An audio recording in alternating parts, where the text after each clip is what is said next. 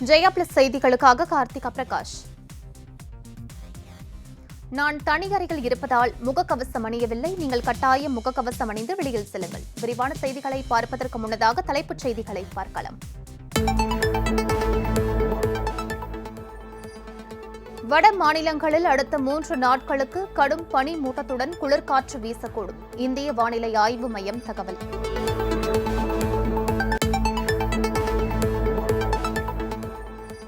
இந்தியாவை அச்சுறுத்தி வரும் ஒமிக்ரான் வைரஸ் தொற்று, நோய் பரவல் தடுப்பு நடவடிக்கை குறித்து பிரதமர் மோடி நாளை ஆலோசனை.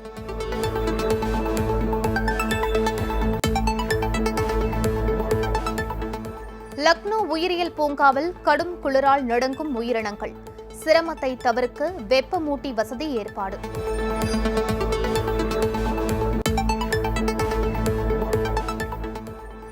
மதுரையில் கட்டடம் இடிந்து காவலர் உயிரிழந்த சம்பவம் எதிரொலி.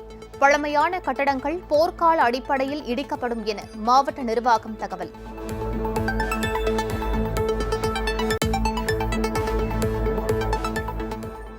திருச்சி விமான நிலைய கழிவறையில் பதுக்கி வைக்கப்பட்ட கடத்தல் தங்கம் பறிமுதல். புதுக்கோட்டையை சேர்ந்த இளைஞர் கைது.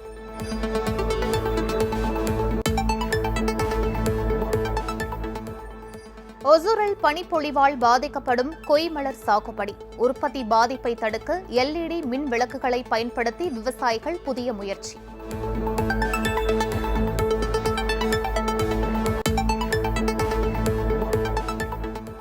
நாகை அருகே 4 வழி சாலைக்கு நிலம் கையகப்படுத்தப்பட்ட விவகாரம், உரி இழப்பீடு கோரி விடிய விடிய நடைபெறும் விவசாயிகள் போராட்டம்.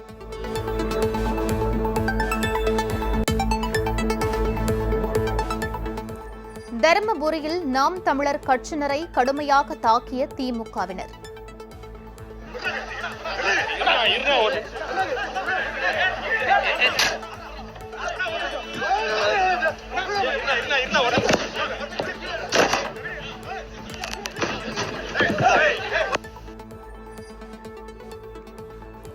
கண்டன ஆர்ப்பாட்டத்தில் முதலமைச்சரை விமர்சித்து பேசியதால் அராஜகம்.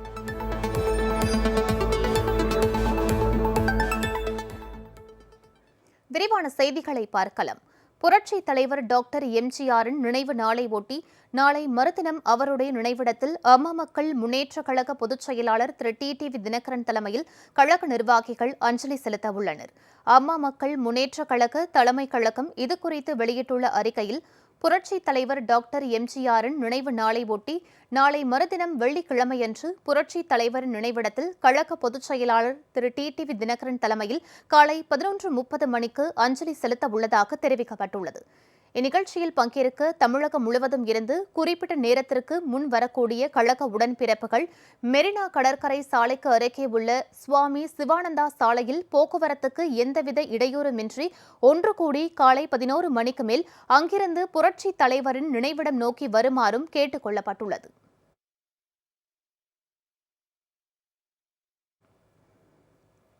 தருமபுரி மாவட்டம் மொரப்பூரில் கண்டன ஆர்ப்பாட்டத்தில் ஈடுபட்ட நாம் தமிழர் கட்சியினர் முதலமைச்சர் மு.க.ஸ்டாலினை விமர்சித்ததால் திமுகவினர் தாக்குதலில் ஈடுபட்டனர். முன்னாள் பிரதமர் ராஜீவ்காந்தி வழக்கில் சிறையில் உள்ள 7 பேரையும் விடுதலை செய்ய வலியுறுத்தி தருமபுரி மாவட்டம் மொரப்பூர் பேருந்து நிலையத்தில் நாம் தமிழர் கட்சி சார்பில் கண்டன ஆர்ப்பாட்டம் நடைபெற்றது. இதில் பேசிய நாம் தமிழர் கட்சியின் பேச்சாளர் திரு ஹிம்லர், மறைந்த திமுக தலைவர் கருணாநிதியையும் முதலமைச்சர் திரு மு.க.ஸ்டாலினையும் திமுகவினரையும் விமர்சித்து பேசியதாக கூறப்படுகிறது. இதனைத் தொடர்ந்து மேடையை சேதப்படுத்தியும் நாற்காலிகளை தூக்கி வீசியும் திமுகவினர் தாக்குதல் நடத்தியதால் இரு தரப்பினரிடையே மோதல் ஏற்பட்டது.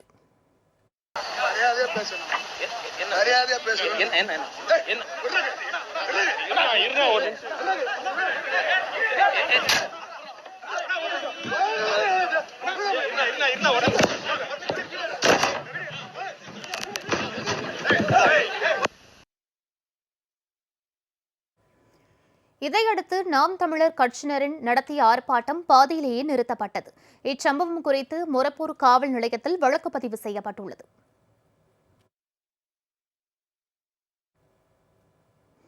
எண்ணூர் அனல்மின் நிலையம் என்பதால் வடசென்னை வாழ தகுதியற்ற பகுதியாக மாறி வருவதாக சுற்றுச்சூழல் ஆர்வலர்கள் குற்றம் சாட்டியுள்ளனர். வாழ தகுதியான கொளத்தூர் போன்ற இடங்களில் இருந்து மக்களை அப்புறப்படுத்திவிட்டு வாழ தகுதியற்ற இடங்களில் அவர்களை மறு குடியிருப்பு செய்வது எந்த வகையில் நியாயம் என்றும் அவர்கள் கேள்வி எழுப்பினர். வாழத்தக்க ஒரு இடமா இல்லாத வட சென்னையில் 6788 பேருக்கு குடும்பங்களுக்கு வீடுகள் கட்டியாச்சு. அந்த இடத்தோட சுற்று வட்டாரத்தில் இருக்கக்கூடிய தொழிற்சாலைகளிலிருந்து வர மாசை சரி செய்யணும், அதை சுத்தமாக்கணும் அப்படின்ற ஒரு நீண்டகால கோரிக்கை இருக்குது. மக்கள் கருத்து கேட்பு கூட்டத்தில் மக்களோட கருத்து கேட்கப்படும். மக்கள் அவங்க கருத்தை 20 வருஷமாக சொல்லிட்டு இருக்காங்க. இப்போ மாறாக எந்த கருத்தும் சொல்ல போகிறதில்ல. அப்போ இந்த மக்கள் கருத்து கேட்பு கூட்டம் எதுக்கு?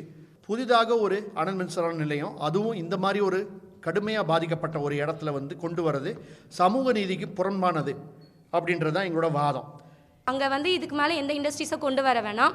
இருக்கிற அந்த 2 அனல் மின் நிலையத்தை சரியான முறையில் உபயோகிச்சாவே நமக்கு தேவையான அளவு மின்சாரம் கிடைக்கும். இன்னொரு அனல் மின் நிலையம் அங்கே கொண்டு வரணும் அப்படின்ற அவசியமே இல்லை. சாலிடாக சொல்லலாம், அங்கே இதுக்கு மேலே எந்த இண்டஸ்ட்ரீஸும் வேண்டாம், அனல் மின் நிலையமும் வேண்டாம்.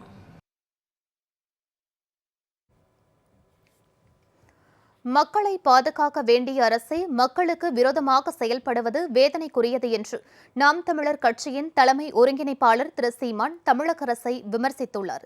சென்னை கொளத்தூர் பகுதியில் உள்ள அவ்வை நகர் பகுதியில் தமிழக அரசால் வீடுகளை இழந்தோரை சந்தித்த பின் செய்தியாளர்களை சந்தித்தவர், வீடுகளை இழந்தவர்களுக்கு இழப்பீடு, மாற்று இடம் வழங்குவது குறித்து தமிழக அரசு பேச மறுப்பது ஏன் எனவும் கேள்வி எழுப்பினார். ஒரு மாதம் 2 மாதம் அவகாசம் கொடுத்து பாதுகாப்பான இடத்துல இவங்களை குடியமர்த்திட்டு அப்புறமா அதை இடிச்சிருக்கலாம். ஒரு வீடு இடிக்கப்படுதுன்னா அது குறைஞ்சது 50 வருஷம் 60 வருஷம் வாழ்ந்தவங்கன்னா இப்போ இன்றைக்கி என்ன மதிப்பு இருக்கும்? அதுக்கான இழப்பீடு கொடுக்கணும்ல.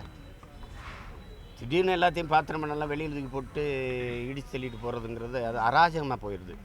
அது நல்ல அணுகுமுறையாக இல்லை. அதுதான் பிரச்சனை. இப்போ முறையாக செஞ்சுருக்கலாம். பாதுகாப்பான இடத்துக்கு மக்களை வெளியேற்றிட்டு அவங்களுக்கு ஒரு உரிய பாதுகாப்பு கொடுத்துட்டு அப்போ இந்த இழப்பீடெல்லாம் கொடுத்துட்டு அப்புறம் இடிச்சிருக்கலாம். அவங்களே சொல்கிறாங்களே 11 மீட்டர் எடுத்துக்கிறங்க, பாலம் வருது வசதிக்கு, சரி. ஆனால் அதுக்கு மேலே கையகப்படுத்திட்டது தான் இப்போ பிரச்சனையாக இருக்குது. அதுதானே செய்வாங்க திமுக, வேறு என்ன செய்வாங்க? தூத்துக்குடியில் மிகவும் ஆபத்தான நிலையில் உள்ள மாநகராட்சி நடுநிலைப் பள்ளியை முழுமையாக இடித்துவிட்டு புதிய கட்டடம் கட்ட வேண்டும் என்று சமூக ஆர்வலர்கள் கோரிக்கை விடுத்துள்ளனர். தூத்துக்குடி புதுத்தெருவில் மாநகராட்சிக்கு சொந்தமான மிகவும் பழமையான நடுநிலைப் பள்ளி ஒன்று உள்ளது. இந்த பள்ளி கட்டடம் இடிந்து விழும் நிலைக்கு வந்ததால் இந்த கட்டிடத்தை தற்பொழுது ஸ்மார்ட் சிட்டி திட்டத்தின் கீழ் புதுப்பிக்கும் பணி நடைபெற்று வருகிறது. ஆனால் நுரைக்கல்லினால் ஆன பள்ளி கட்டடத்தை முழுமையாக இடித்துவிட்டு புதிய கட்டடம் கட்டுவதற்கு பதில் பழைய கட்டடத்தையே புதுப்பிக்கும் பணிகள் நடைபெற்று வருகின்றன. இதனால் சில ஆண்டுகளிலேயே இந்த பள்ளி கட்டடம் மீண்டும் பழைய நிலைக்கு சென்றுவிடும் என்பதால் முழுமையாக இடித்துவிட்டு புதிய கட்டடம் கட்ட சமூக ஆர்வலர்கள் கோரிக்கை விடுத்துள்ளனர். பள்ளியை இடித்துவிட்டு புதிய கட்டிடம் கட்டுவதற்கு சில கோடி ரூபாய்கள் தான் ஆகும். ஆனால் இன்றைய தினம் புதுப்பிக்கக்கூடிய பணியினை அவர்கள் செய்கிறார்கள். அதற்கு பல கோடி மதிப்பு எஸ்டிமேட் போடப்பட்டுள்ளதாக தெரிய வருகிறது. ஆனால் ஒரு ஆபத்தான நிலையிலே இருக்கக்கூடிய அந்த கட்டிடத்தினை தரைமட்டமாக இடித்துவிட்டு புதிய கட்டிடம் எழுப்பினால்தான் நடுநிலைப் பள்ளியிலே படிக்கக்கூடிய மாணவர்களுடைய உயிருக்கு உத்தரவாதம் அளிக்க முடியும். அதை விட்டுவிட்டு சம்பந்தப்பட்ட கல்வித்துறை இந்த முயற்சி எடுத்திருப்பது எந்த வகையிலும் சரியல்ல.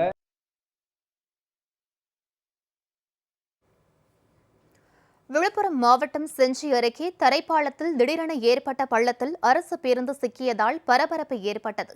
விழுப்புரம் மாவட்டம் செஞ்சியில் இருந்து மேல்மலையனூர் செல்லும் சாலையில் வராக நதியின் குறுக்கே உள்ள தரைப்பாலம் சமீபத்தில் பெய்த கனமழை காரணமாக வெள்ளத்தில் மூழ்கி சேதமடைந்தது. இந்நிலையில் செஞ்சியில் இருந்து மேல்மலையனூர் நோக்கி 20க்கும் மேற்பட்ட பயணிகளை ஏற்றிக்கொண்டு சென்ற அரசு பேருந்து செவளப்புரை மேலச்சேரி இடையிலான தரைப்பாலத்தை கடக்க முயன்றபோது திடீரென பள்ளம் ஏற்பட்டது. இந்த பள்ளத்தில் அரசு பேருந்தின் முன்புறம் உள்ள 2 சக்கரங்களும் சிக்கி தடுமாறின.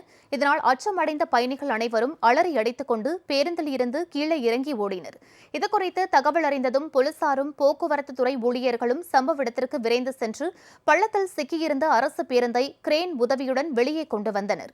தரைப்பாலத்தில் பள்ளம் ஏற்பட்டதால் செஞ்சியில் இருந்து செவளப்புரை, வடபாலை, தென்பாலை, மேல்மலையனூர் உள்ளிட்ட 20க்கும் மேற்பட்ட கிராம மக்கள் அவதிக்குள்ளாகி இருக்கின்றனர்.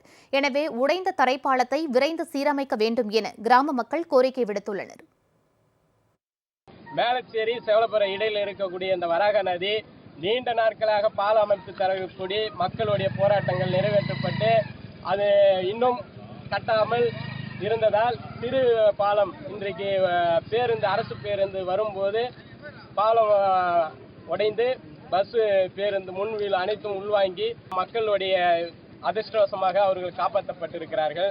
மேலச்சேரி சுற்றுப்பக்கத்தில் இருக்கக்கூடிய குழந்தைகள் பிள்ளைகள் எல்லாம் படிக்கணும்னா செவலப்பரிக்கு உயர்நிலைப் பள்ளி இருப்பதால் அவர்கள் அங்கே போகக்கூடிய நிலை ஏற்படுகிறது.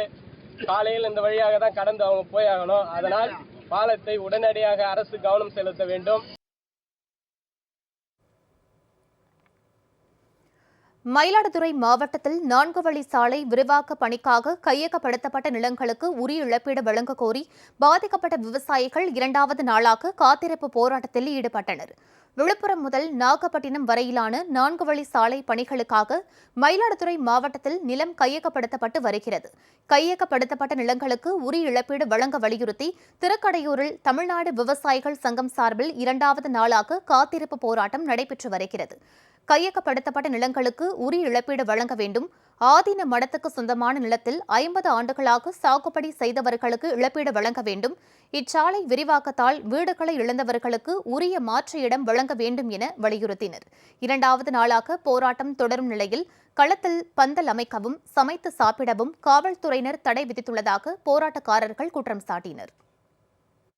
மாவட்ட ஆட்சித்தலைவரும் மிகவும் விடாபிடியாக அங்கே எந்த விதமான பந்தலும் அமைக்கக்கூடாது, அங்கே சமைக்கக்கூடாது என்று இந்த போராட்ட ஈடுபட்டிருக்கக்கூடிய பாதிக்கப்பட்ட விவசாயிகளை, விவசாய தொழிலாளர்களை, பாதிக்கப்பட்டவர்களை பல்வேறு இன்னுறுத்தல்களுக்கு, துன்பங்களுக்கு நேற்றையில் இருந்து ஆளாக்கி வருகின்றார்கள். இவ்வளவு துன்பங்களையும் அச்சுறுத்தலையும் தாங்கி கொண்டுதான் விவசாயிகள் சங்கம் இந்த போராட்டத்தை நடத்தி கொண்டு இருக்கிறோம். எங்களுடைய கோரிக்கைகள் நிறைவேறுகின்ற வரை எத்தனை நாட்கள் ஆனாலும் எங்களுடைய இந்த காத்திருப்பு போராட்டம் தொடரும். வியாபாரிகளுடன் கலந்தாலோசிக்காமல் திருச்சியில் காந்தி மார்க்கெட்டிலிருந்து சில்லறை விற்பனை கடைகளை இடமாற்றம் செய்யும் தமிழக அரசின் அறிவிப்புக்கு வியாபாரிகள் கடும் எதிர்ப்பு தெரிவித்துள்ளனர். சில்லறை விற்பனை கடைகளை இடமாற்றம் செய்தால் வேலைநிறுத்த போராட்டத்தில் ஈடுபடுவோம் என அனைத்து தரைக்கடை சில்லறை வியாபாரிகள் சங்கம் எச்சரிக்கை விடுத்துள்ளது. சில்லறை வியாபாரிகள் இங்கே 1000 கணக்கான பேர் இருக்காங்க. இவங்களிடம் என்ன கேட்கணுமே தெரியாமல் அரசாங்கம் நடத்திக்கிட்டு இருக்கு. இவங்களோட நிலைமை என்ன, இவங்கள்ட்ட என்ன பேசணும், யார்கிட்ட என்ன பேசணுங்கிற தெரியாமையே அவங்களே ஒரு ஸ்டீம் எடுத்து போட்டு இங்கே மொத்தம் மட்டும் மார்க்கெட்டு, சில்லறை மார்க்கெட்டு, பஞ்சப்பூருக்கு போகணும்னு சொல்லிட்டாங்க. ஆனால் எங்களோட வாழ்க்கை ரொம்ப பாதிப்பில் இருக்குது. இங்கே ஒரு 20 கிலோமீட்டர் 15 கிலோமீட்டர் தூரம் போயிட்டோம்னா பொதுமக்கள் எப்படி வந்து வியாபாரம் பண்ணுவாங்க? ஒரு மளிகை கடைக்காரவங்க வந்து எப்படி வியாபாரம் பண்ணுவாங்க? இதெல்லாம் உணராமைய ஒரு 5 ரூபா பொருள் அங்கேருந்து வாங்கிட்டு ஒரு பொருள் இங்கே 20 ரூபா 15 ரூபா ஆகும். அந்த பொதுமக்களுக்காக தான் நீங்கள் வந்தீங்க, பொதுமக்கள் ஓட்டு போட்டு வந்தீங்க. அந்த பொதுமக்கள்கிட்டையும் கருத்து கணிப்பு கேட்கணும், அந்த மக்களை இன்னைக்கு காப்பாற்றணும். அதுவும் உங்களால் முடியல. இல்லை எங்கள்கிட்டனாச்சும் கேட்கணும், சில்லறை வியாபாரிகிட்ட எங்கள்கிட்டனாச்சும் அரசாங்கம் கேட்கணும்.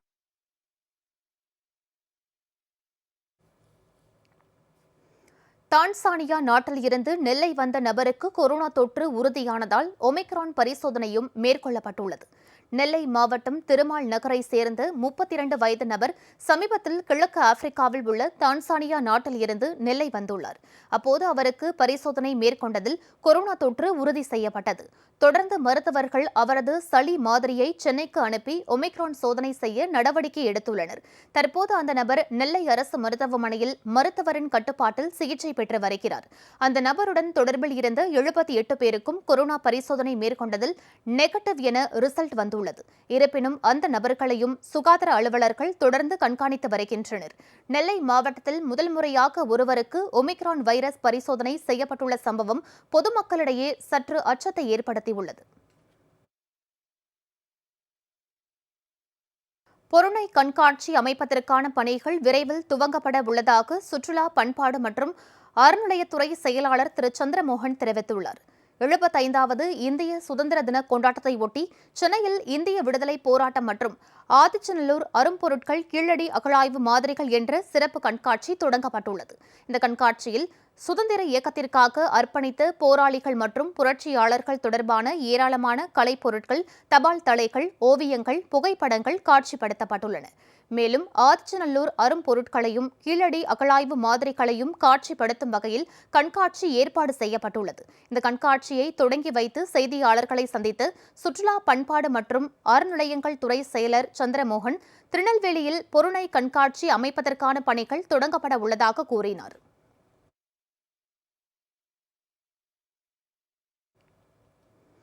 கும்பகோணம் ரயில் நிலையத்தில் 2வது நாளாக பயணச்சீட்டு மற்றும் முன்பதிவு செய்யும் கணினி சர்வர் இயங்காததால் பொதுமக்கள் சிரமத்திற்கு ஆளாகியுள்ளனர். கும்பகோணம் ரயில் நிலையத்தின் மூலம் நாள்தோறும் ஆயிரக்கணக்கானோர் பல்வேறு இடங்களுக்கு சென்று வருகின்றனர். கும்பகோணம் ரயில் நிலையத்தில் நேற்று மாலையில் இருந்து பயணிகள் சீட்டு மற்றும் முன்பதிவு செய்யும் கணினி சர்வர் இயங்காததால் பயணிகளுக்கு பயண டிக்கெட் மற்றும் முன்பதிவு செய்ய முடியாத நிலை ஏற்பட்டுள்ளது. இதனால் கும்பகோணத்தில் இருந்து பிற ஊர்களுக்கு பயணிகள் செல்வதில் சிரமம் ஏற்பட்டுள்ளது. தற்போது அந்தியோதயா விரைவு ரயிலை தவிர அனைத்து ரயில்களிலும் முன்பதிவு செய்தால் மட்டுமே பயணிக்க முடியும் என்ற நிலையில் ரயில் நிலையத்தில் முன்பதிவு செய்ய முடியாத நிலை ஏற்பட்டுள்ளது. இதனால் ரயில் பயணிகள் கடும் சிரமத்திற்கு ஆளாகியுள்ளனர். விரைவில் சர்வர் பிரச்சினையை சீர் செய்ய வேண்டும் என ரயில் பயணிகள் கோரிக்கை விடுத்துள்ளனர். இங்கே வந்து தட்கால் எடுக்கிறதுக்காக ரொம்ப நேரமாக வெயிட் பண்ணிட்டு இருக்காங்க. தட்கால் டிக்கெட் எடுக்க முடியாமல் அவங்க ஃபேமிலியில் என்ன ஒரு இம்பார்ட்டண்ட்டாக இருக்குமோ அதுக்காக தான் தட்கால் எடுக்க வெயிட் பண்ணுறாங்க. நான் இங்கே பெங்களூர் டிக்கெட் எடுக்கிறதுக்காக ரொம்ப நேரமாக வெயிட் பண்ணிட்டு இருக்கேன். ஆன்லைனில் எடுக்க சொல்கிறாங்க. பட் ஆன்லைனில் எப்படி எடுக்க முடியும்? வெயிட்டிங் டிக்கெட் இருந்துச்சுன்னா ஆன்லைனில் கேன்சல் ஆகிடும். எதுவுமே புரிஞ்சிக்க முடியாமல் சர்வர் டவுனு, 1 மணிக்கு மேலே வாங்க, இல்லைன்னா தஞ்சாவூர் மயிலாடுதுறை போய் எடுங்கன்னு சொல்கிறாங்க. இதுதான் இப்போ கும்பகோணம்ல ரயில்வே ஸ்டேஷனில் உள்ள நிலைமை. கும்பகோணம் ரயில்வே ஸ்டேஷனில் வந்து நாங்கள் நிற்கிறோம். இப்போ நேற்று மதியம் 1:30லேருந்து இங்குள்ள வெப்சைட் ஒர்க் ஆகல. நிறைய பேர் பாமர மக்களும் ரயில்வே ஸ்டேஷன் டிக்கெட் இல்லாமல் திரும்பி போகிறாங்க. இன்னை வரைக்கும் அப்டேட் பண்ணாமல் நாங்கள் வெயிட் பண்ணிட்டு இருக்கோம். இது தகுந்த நடவடிக்கை எடுத்து உடனடி சீல் செய்யணும். அம்மா மக்கள் முன்னேற்றக் கழக பொதுச் செயலாளர் திரு டிடிவி தினகரனை கழக நிர்வாகிகள் நேரில் சந்தித்து தங்களது இல்ல திருமண நிகழ்ச்சிகளில் கலந்து கொள்ளுமாறு அழைப்புதலை வழங்கினர். அம்மா மக்கள் முன்னேற்றக் கழக பொதுச் செயலாளர் திரு டிடிவி தினகரனை திருவாரூர் மாவட்ட கழக செயலாளர் திரு எஸ் காமராஜ் நேரில் சந்தித்து தனது மகள் திருமணத்தில் கலந்து கொள்ளும்படி அழைப்புதலை வழங்கினார். அப்போது கழக மாவட்ட துணை செயலாளர் வழக்கறிஞர் ஆர் சரவண செல்வன் உடனிருந்தார். அம்மா மக்கள் முன்னேற்றக் கழக பொதுச் செயலாளர் திரு டிடிவி தினகரனை தஞ்சாவூர் வடக்கு மாவட்டம் ஐயம்பேட்டை அம்மா பேரவை செயலாளர் டி ஏ விக்னேஷ் நேரில் சந்தித்து தங்களது இல்ல திருமண விழாவில் கலந்து கொள்ளுமாறு அழைப்பிதழை வழங்கினர். அப்போது கழக துணை பொதுச் செயலாளர் திரு எம் ரெங்கசாமி, ஐயம்பேட்டை நகர கழக செயலாளர் திரு சிட்டிபாபு, பாபநாசம் நகர கழக செயலாளர் திரு பிரேம்நாத் பைரன், அவைத் தலைவர் திரு சாந்தாராமன் மற்றும் குடும்பத்தினர் உடன் இருந்தனர்.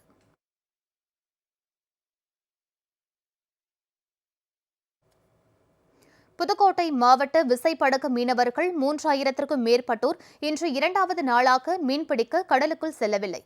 காலவரையற்ற பணி புறக்கணிப்பில் அவர்கள் ஈடுபட்டுள்ளனர். பாரம்பரிய கடல் பகுதியில் மீன்பிடித்துக் கொண்டிருந்த போது புதுக்கோட்டை மாவட்டத்தைச் சேர்ந்த 14 மீனவர்களையும் அவர்களது 2 படகுகளையும் இலங்கை கடற்படையினர் பிடித்து சென்றனர். இலங்கை கடற்படையினரின் அட்டூழியத்தை கண்டித்து புதுக்கோட்டை மாவட்ட விசைப்படகு மீனவர்கள் 3000க்கும் மேற்பட்டோர் காலவரையற்ற வேலைநிறுத்த போராட்டத்தை நேற்று தொடங்கினர். இந்நிலையில் 2வது நாளாக இன்றும் மீன்பிடிக்க அவர்கள் கடலுக்குள் செல்லவில்லை. இதன் விளைவாக மீன்பிடி தொழிலில் நேரடியாகவும் மறைமுகமாகவும் ஈடுபட்டுள்ள 50,000க்கும் மேற்பட்டோர் பாதிப்படைந்துள்ளனர்.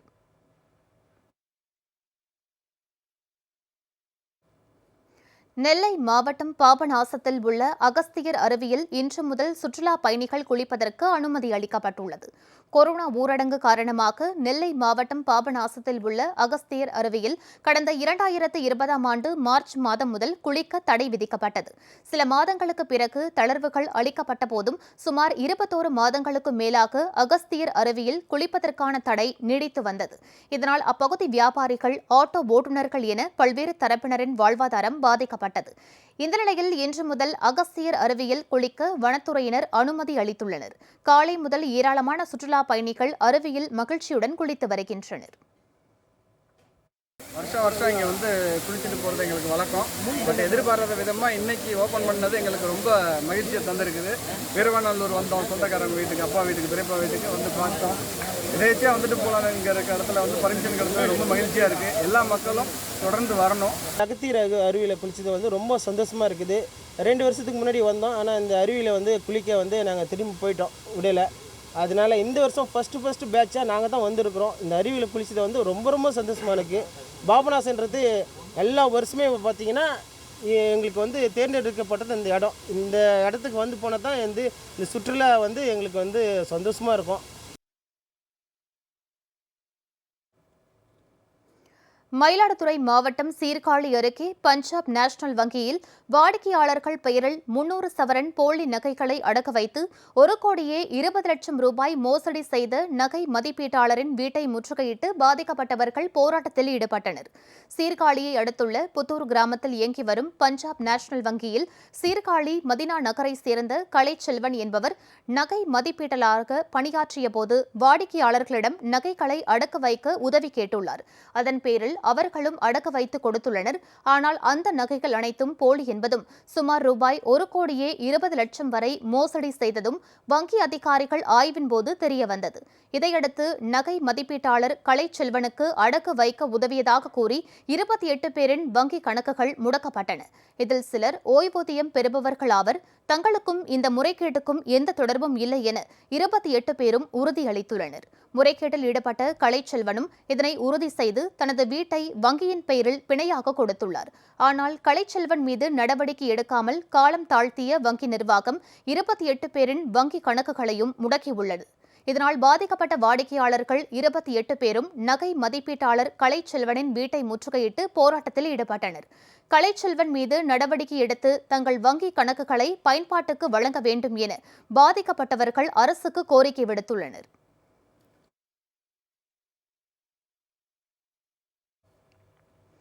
தமிழை வளப்படுத்துவதற்காகவே உருவாக்கப்பட்ட தமிழ் வளர்ச்சித்துறை பிழை செய்து இருப்பது பொதுமக்களை முகம் சுளிக்க வைத்துள்ளது.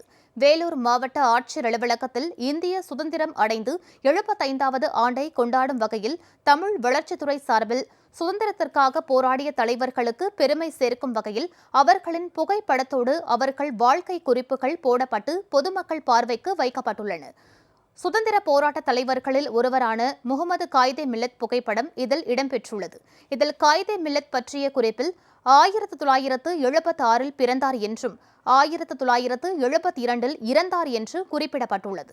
இதனை கண்டவுடன் தவறான தகவலை குறிப்பிட்டு தமிழ் வளர்ச்சித்துறையே பிழை செய்து பேனர் வைத்திருப்பதாக மாணவர்கள், இளைஞர்கள், பொதுமக்கள் ஆகியோர் முகம் சுளித்தபடி செல்கின்றனர்.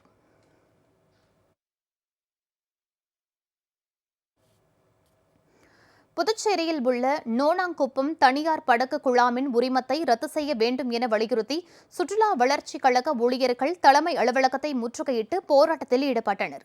புதுச்சேரி சுற்றுலா வளர்ச்சிக் கழகத்தில் 100க்கும் மேற்பட்ட ஊழியர்கள் பணிபுரிந்து வருகின்றனர். இவர்கள் கடந்த 14 ஆண்டுகளாக பணிபுரிந்து வருகின்றனர்.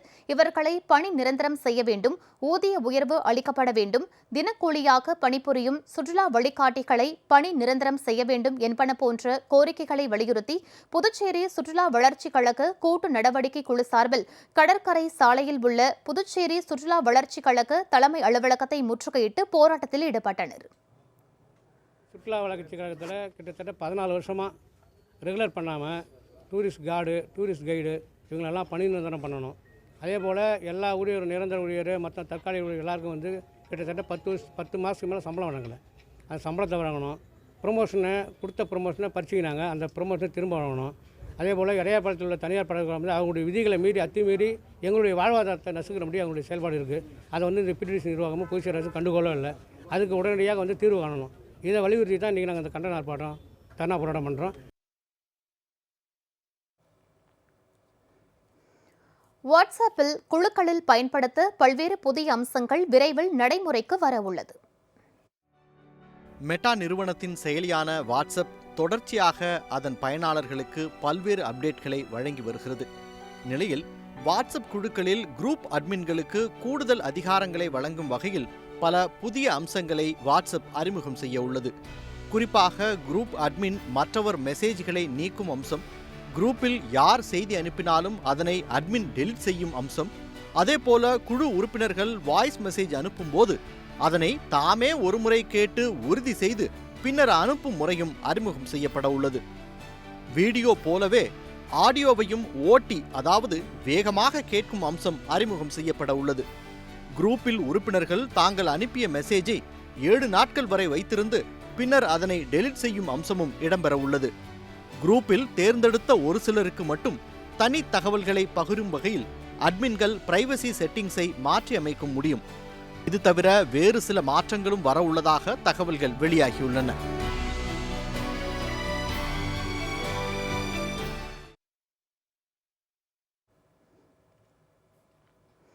அகவிலைப்படியை உயர்த்த வேண்டும் என்பன உள்ளிட்ட பல்வேறு கோரிக்கைகளை வலியுறுத்தி போக்குவரத்து கழக தொழிலாளர்கள் திருச்சியில் ஆர்ப்பாட்டத்தில் ஈடுபட்டனர். திருச்சி மாவட்ட ஆட்சியர் அலுவலகம் எதிரே உள்ள மண்டல போக்குவரத்து துறை அலுவலகம் முன்பு அரசு போக்குவரத்து கழக தொழிலாளர்கள் AITUC சங்கத்தின் சார்பில் கவன ஈர்ப்பு ஆர்ப்பாட்டம் நடைபெற்றது. 14வது ஊதிய ஒப்பந்தத்தை பேசி முடிக்க வேண்டும், தினப்படி வழங்க வேண்டும், அகவிலைப்படியை உயர்த்த வேண்டும் என்பன உள்ளிட்ட பல்வேறு கோரிக்கைகளை வலியுறுத்தி தொழிலாளர்கள் கவன ஈர்ப்பு ஆர்ப்பாட்டத்தில் ஈடுபட்டனர். தமிழக அரசு வரவுக்கும் செலவுக்குமான இடைவெளியை அரசே ஏற்க வேண்டும் என்கிற முக்கியமான கோரிக்கையை நாங்கள் வைத்திருக்கிறோம். அதேபோல் DA நிலுவை வழங்கப்படவில்லை. மத்திய அரசு ஊழியர்களுக்கு நிலுவையின்றி அகவிலைப்படி உயர்வினை அறிவித்துள்ளது. அதன் அடிப்படையிலே தமிழக அரசு அறிவிக்க வேண்டும். அது போக்குவரத்து தொழிலாளர்களுக்கும் பொருந்தக்கூடிய வகையில் அந்த DA நிலுவை வழங்கப்பட வேண்டும் என்கிற கோரிக்கை வைத்திருக்கிறோம். அதேபோல் இலவச மகளிர் பயணம் அறிவித்த அரசு அந்த பணிபுரியக்கூடிய தொழிலாளர்களுக்கான பேட்டாவை இதுவரை வழங்கவில்லை. அதற்கான பேட்டாவை வழங்கிட வேண்டும் என்கிற கோரிக்கையை நாங்கள் வைத்துள்ளோம். ஓய்வூதியத்தில் அவர்களையும் அறிவிக்கிற பொழுது அகவிலைப்படி உயர்வினை அவர்களுக்கும் இணைத்து அறிவிக்க வேண்டும் என்கிற கோரிக்கையின் அடிப்படையில் இந்த ஆர்ப்பாட்டம் நடைபெறுகிறது. இலங்கை கடற்படையினரால் கைது செய்யப்பட்ட 68 மீனவர்களையும் 10 விசைப்படகுகளையும் விடுவிக்க கோரி ராமேஸ்வரம் மீனவர்கள் தங்கச்சி மடத்தில் உண்ணாவிரத போராட்டத்தில் ஈடுபட்டுள்ளனர். சர்வதேச கடல் எல்லையில் பாரம்பரியமான கடல் பகுதியில் மீன்பிடித்துக் கொண்டிருந்த போது ராமேஸ்வரம், மண்டபம் மற்றும் புதுக்கோட்டையைச் சேர்ந்த 68 மீனவர்களையும் அவர்களது 10 படகுகளையும் இலங்கை கடற்படையினர் பிடித்து சென்றனர். இந்த விவகாரத்தில் மத்திய மாநில அரசுகள் நேரடியாக தலையிட்டு சிறைப்பிடிக்கப்பட்ட மீனவர்களையும் அவர்களது படகுகளையும் விடுவிக்க நடவடிக்கை எடுக்க வலியுறுத்தி ராமேஸ்வரத்தை அடுத்த தங்கச்சி மடத்தில் தமிழக கடலோர மீனவ அமைப்புகள் சார்பில் உண்ணாவிரத போராட்டம் நடைபெற்று வருகிறது. இந்த உண்ணாவிரத போராட்டம் இன்று மாலை 5 மணி வரை நடைபெற உள்ளது. ஏன்னா பண்டிகை காலங்கள் வருது, கிறிஸ்துமஸ், ஜனவரி, பொங்கல் போன்ற பண்டிகை காலங்கள் வருது. எந்த பண்டிகை காலமும் இல்லாம நாங்க போராட்டத்தில் இருக்கிறோம். உடனே மத்திய மாநில அரசு துரித நடவடிக்கை எடுத்து இந்த மீனவர்களையும் படகையும் மீட்டு கொடுக்கணும். குறிப்பா நாங்க எல்லை தாண்டோம் சொல்றாங்க. கச்சதீவை நாங்க இலங்கைக்கு தாரை வார்த்ததுனாலதான் நாங்க எல்லை தாண்டக்கூடிய சூழ்நிலை இருக்கு. எங்களுடைய கச்சதீவை மீட்டு கொடுத்தா நாங்க எல்லை தாண்ட போவதில்ல. இந்த பிரச்சனைக்கு ஒரு முற்றுப்புள்ளி வைக்கலாம். அதனால மத்திய மாநில அரசு துரித நடவடிக்கை எடுத்து இந்த படகையும் மீனவர்களையும் உடனடியாக விடுதலை செஞ்சு தரணும். இதனிடையே இலங்கை கடற்படையினரால் சிறைப்பிடிக்கப்பட்ட 68 மீனவர்களையும் 10 படகுகளையும் உடனடியாக விடுவிக்க கோரி பாம்பன் மீனவர்கள் நாளை முதல் வேலைநிறுத்த போராட்டத்தில் ஈடுபட போவதாக அறிவித்துள்ளனர்.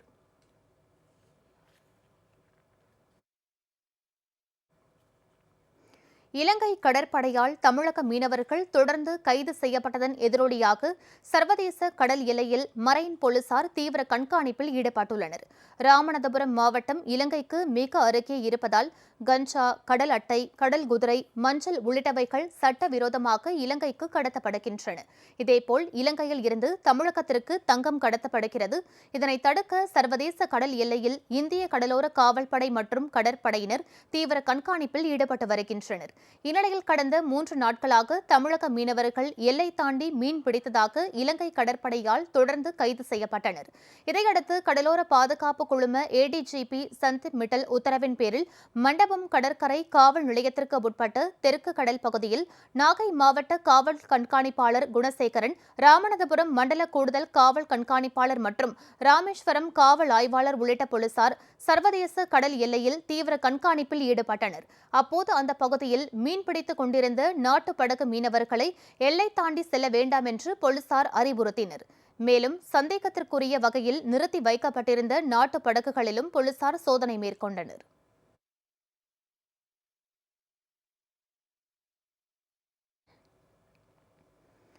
தூத்துக்குடி மாவட்டம் கடம்பூர் பிரதான சாலையில் உயர்மட்ட மேம்பாலம் அமைக்க கோரி அம்மா மக்கள் முன்னேற்றக் கழக தேர்தல் பிரிவு செயலாளர் திரு எஸ்பி மாணிக்கராஜா தலைமையில் ஆட்சியரிடம் மனு அளிக்கப்பட்டது.